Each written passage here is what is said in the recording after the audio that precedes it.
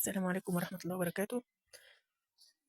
جات لي هدية النهارده يا بنات جميلة أوي، كان نفسي فيها من زمان، والله وكان نفسي فيها يعني بقى لي 20 سنة نفسي فيها، عشان الطقم اللي كنت متجوزة بيه باظ. شوفوا تحفة إزاي، وتقيلة ما شاء الله وجميلة أوي، كان نفسي فيها أوي من زمان، والحمد لله ربنا كرمني بها النهارده، جوزي جابها لي،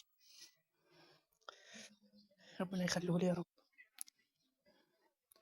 شوفوا دي الحلة الكبيرة، هو الطقم 5 حلل، ودي التانية اللي هي أصغر شوية،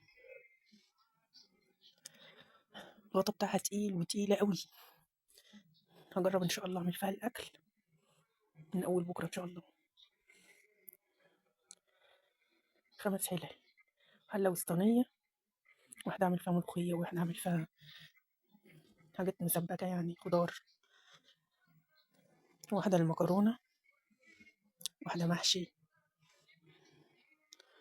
كان نفسي فيها أوي، الحمد لله يا رب، الحمد لله، يا رب يعجبكم،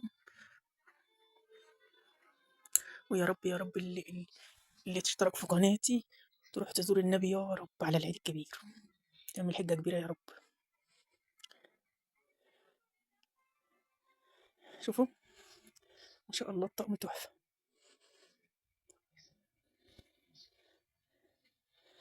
ما شاء الله جميل أوي، كان نفسي فيه.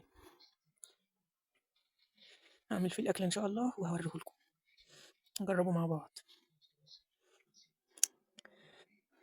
مع السلامة.